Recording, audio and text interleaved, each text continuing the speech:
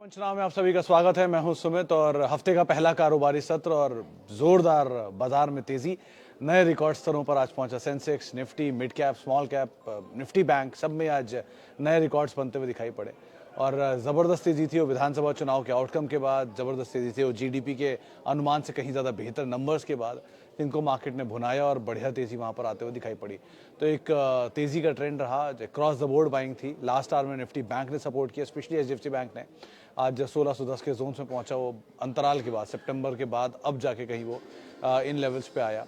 वापस 12 लाख करोड़ के आसपास की मार्केट कैप और स्ट्रॉन्ग मूव वहां पर देखने को मिला।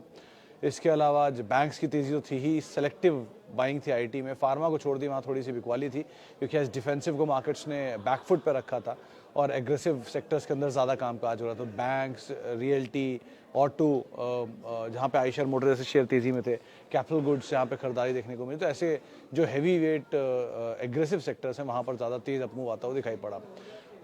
जो कैश मार्केट शेयर है वहाँ पे अपर सर्किट लगे हुए हैं बहुत सारे शेयरों में। अदानी समूह के शेयर आज जोरदार तेजी में थे। तमाम अदानी ट्रांस, अदानी विल्मर, अदानी पोर्ट, सब में ही एक अच्छी खरीदारी थी। अदानी पोर्ट में फिर भी थोड़ी कम बाइंग थी, लेकिन बाकी शेयरों में तो अच्छी खासी बाइंग थी। इनफैक्ट निफ्टी के टॉप कंट्रीब्यूटर में आप देखेंगे तो Eicher motor, Adani port, Adani enterprises, even HDFC bank, ये सब आज निफ्टी के टॉप कंट्रीब्यूटर में शुमार होते हुए दिखाई पड़े। और मेजरली बाइंग जो थी वो बैंकिंग की तरफ से आते हुए दिखाई पड़ी। न्यूज़ फ्लो स्ट्रॉन्ग है अभी भी। नंबर्स आए थे आज के, बहुत रिएक्शन नहीं आया, 1-1.5% नीचे रहा वो। लेकिन अदरवाइज बाजार में जो ज़्यादा स्ट्रॉन्ग बाइंग थी वो आज तो ट्रिगर बेस्ड ही बाइंग देखने को मिल रही थी। और जानकार मान रहे कि तेज़ी अभी भी कंटिन्यू करेगी, निफ्टी में अपमूव और कंटिन्यू रह सकता है। कई लोग तो 25,000 तक की बातें भी कर रहे हैं, लेकिन ऑन अ रियलिस्टिक ग्राउंड अभी एक तरफा कोई सिक्युलर मूव नहीं आएगा। ध्यान संभल के ही आप अभी भी ट्रेड करिएगा। और अगेन एक ही चीज़ है कि लार्ज कैप पे फोकस ज़्यादा करिए, क्योंकि मिड कैप का जो तेज़ी है वो बहुत ज़्यादा एग्जॉर्बिडेंटली गेन कर चुकी है। तो मिड कैप स्मॉल कैप के बीच जो गैप है वो काफ़ी बढ़ गया है। Mid cap small cap versus vis-a-vis large cap. तो हो सकता है कि अब लार्ज कैप को थोड़ा फिर भी एक बार वो पिकअप करता हुआ दिखाई पड़े। आप इंडेक्स के हिसाब से एक बार वहाँ पर नज़र रखिएगा। आज ही मैं एक नंबर चेक कर रहा था कि निफ्टी 50 के करीब 40% ऐसे स्टॉक्स हैं जो कि अभी भी अपने एवरेज पी से नीचे कामकाज कर रहे हैं 5 साल के। उन पे कल हम बात करेंगे तो आप वहाँ देख लीजिएगा। लेकिन बहुत सारे अच्छे अच्छे नाम हैं जो कि अपने एवरेज पी के नीचे ट्रेड करते हुए दिखाई पड़ा। तो इन सब पे आप नज़र बना के रखिएगा। चलिए अब सवाल जवाब का सिलसिला शुरू करेंगे और बातचीत कर लेंगे कुछ सवालों को लेकर भी जो फेसबुक और यूट्यूब के ज़रिए आए हैं। सबसे पहला सवाल जो मेरे पास है, कहाँ गया।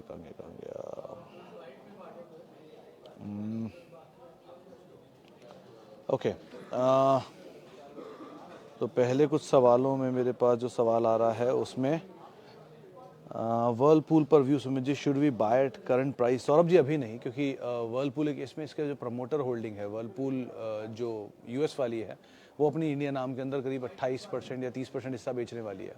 75% के आसपास वो हिस्सेदारी लेकर आएगी। तो हिस्सेदारी मतलब 75 है, उसे घटा के 53, 51 के आसपास लेकर आएगी, 58 के आसपास लेके आएगी। तो 23% शायद स्टेक बेचने की बातचीत है। तो अगर वो 23% स्टेक बिकता है तो किसी ब्लॉक में बिकेगा या किसी डील में बिकेगा। तो किस प्राइस पे बिकेगा वो एक ओवरहैंग रहेगा अब इसके ऊपर। तो जब तक वो ओवरहैंग नहीं निकलता तब तक के लिए आप इस पर नज़र रखिएगा, मतलब वॉच लिस्ट में रखिएगा। कहीं नीचे मिल जाए उसके बाद तो एक बार को आप फिर भी कॉल लीजिएगा, लेकिन अभी के लिए तो वो कंसर्न में रहेगा। और उस रकम का इस्तेमाल जो होगा, वो रकम का इस्तेमाल प्रमोटर अपनी पेरेंट की डेट को रिड्यूस करने के लिए करेगा। So these are few things इसके ऊपर आप नज़र रखोगे, बट ये ओवरहैंग इसमें नियर टर्म में रहने वाला है, एटलीस्ट अभी तो। Lakshmi organics is good to go, लेकिन कृष्णा डायग्नोस्टिक थोड़ा चला हुआ है, तो उसको आप एक बार को स्केप्टिकल हो जाना। मैं ये नहीं कहूँगा निकल जाना या आप मत लो, थोड़ा बहुत लेना, लेकिन Lakshmi organics could be a better bet. Siddharth, is sir DV slab free float is among lowest in Nifty, should we add avoid और स्मॉल बेट्स? देखो, दो तरह की चीज़ें हैं इसमें सिद्धार्थ जी।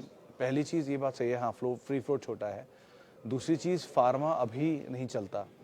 यूजुअली फार्मा तब चलता है जब बाजार वापस थोड़ा रेस्टिंग मोड पे आएगा, तब फार्मा पिकअप करना चाहिए। अभी तो एग्रेशन में आ गया वापस मार्केट। सो अभी तो नहीं होगा मोमेंटम, लेकिन हाँ अगर आप लॉन्ग टर्म इन्वेस्टर हो तो ऐसे मौके मिलते हैं आपको खरीदने के लिए जब बाजार बिल्कुल ना चल रहा हो। जैसे एचडीएफसी बैंक था, नहीं चल रहा था, 1440 पे नहीं चल रहा, आज सडनली चला और 1600 पार हो गया। सो लाइकवाइज आपको मौका दे रहा है, धीरे धीरे आप एक्यूमुलेट कर सकते हो। इसमें डाउन साइड लिमिटेड है, इसकी पी एवरेज पी से 5 साल की एवरेज पी से ज़्यादा है महंगा है मतलब ये, लेकिन वहाँ पर क्योंकि महंगा इसलिए कि इसकी ईपीएस बहुत तेज़ी से कॉन्ट्रैक्ट कर गई है, अर्निंग ख़राब हुई थी 2 क्वार्टर की इसकी वजह से। तो इसीलिए मुझे ऐसा लगता है कि हाँ ये फिर भी आप सस्ते पीई में इसको डाल के रख सकते हो। तो आप अगर चाहो तो यहाँ पर पोजीशंस अपनी थोड़ी थोड़ी ऐड कर सकते हो। It's among a good quality company, दुनिया की लार्जेस्ट एपीआईज में इसका नाम शुमार है और बहुत समय चला भी नहीं है, तो आप इसको ऐड करना चाहो कर सकते हो।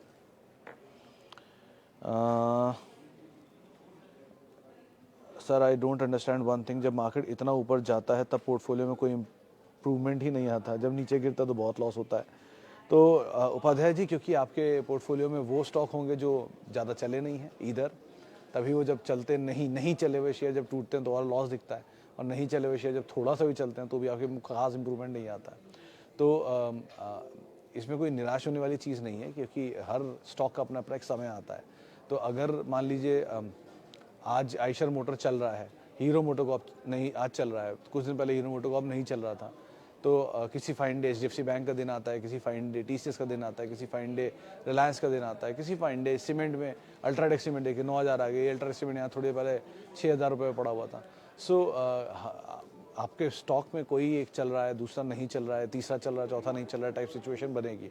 सो पोर्टफोलियो को इन ऑल देखने की बजाय जो क्वालिटी कंपनी आपको नीचे मिल रही है आपके दाम के, उनको आप फर्दर एवरेज कर सकते हैं, क्योंकि equity culture will remain obviously.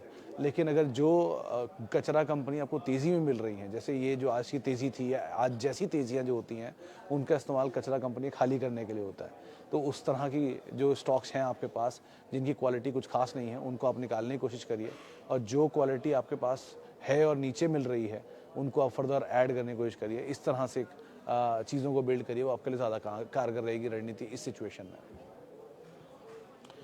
Power grid investment trust कैसा है, रनिंग एट 52? ये इंडी ग्रिड है अगर शाह साहब, तो ये मेरे ख्याल से इसको डिविडेंड के लिए ही आप पिकअप करो, वो ज़्यादा बेटर है। और अदरवाइज पावर ग्रिड अगर आपके पास है तो आप होल्ड कर सकते हो, वहाँ तो भी तेज़ी रहेगी और वैसे भी वो सस्ता स्टॉक है पीई के हिसाब से भी। सो वो एक बार को फिर भी बेटर बेट है, लेकिन इंडी ग्रिड लिया है तो वो तो डिविडेंड यील्ड के हिसाब से ही आप चलना उस पर। ईजी ट्रिप अवॉइड, स्वप्निल जी अवॉइड, कोई और स्टॉक में आप जाना चाहें चले जाइए, इसके बारे में बहुत कुछ अच्छा नहीं सुना है मैंने, सो इसलिए आप इसको अवॉइड करिए, ज़्यादा बेटर है। मोमेंटम मिल जाए बात अलग है, तेज़ी मिल रही है तो बात अलग है, छोटे टाइम के लिए आप एंटर कर गए हो, पैसा बन गया निकल रहे हो तो बात अलग है, लेकिन लॉन्ग टर्म इन्वेस्टमेंट के लिए अगर इसको सोच रहे हो तो आप अवॉइड कर सकते हैं। गणेश बेंजोप्लास्ट एंड लक्ष्मी ऑर्गेनिक में सर गणेश बेंजोप्लास्ट इज़ बेटर, दो वो साल के ऊपरी स्तरों पर कामकाज कर रहा है, बट इसमें नई कैपेसिटीज़ ऐड की हैं इन्होंने अभी, और अच्छे अपटिक भी हैं, कुछ एचएनआई की खरीदारी खबरें भी हैं बीच में, तो शायद इसमें तेज़ी और अपमूव रहे। बट अगेन ये दोनों के दोनों mid cap small cap category में आते हैं, सो स्मॉल कैप ऑलरेडी बहुत चला है, तो इस चीज़ को आप ज़रा कोई भी पोजीशन लेने से पहले एक बार अपने स्टॉप लॉसेस को स्ट्रिक्टली फॉलो करना दोनों के अंदर। और मतलब टूटा हुआ तो ज़्यादा गणेश से लक्ष्मी है, गणेश ज़्यादा चला है दोनों में, लेकिन सिचुएशन वाइज अभी भी नई कैपेसिटीज़ को देखकर क्लैरिटी गणेश के मामले में ज़्यादा है, तो आप अकॉर्डिंगली कॉल लेना, बट स्टॉप लॉसेस को स्ट्रिक्टली फॉलो करना अपनी दोनों पोजीशंस के अंदर। आप कुछ सवाल जो यूट्यूब के ज़रिए भी आ रहे हैं वो भी ले लेता हूँ।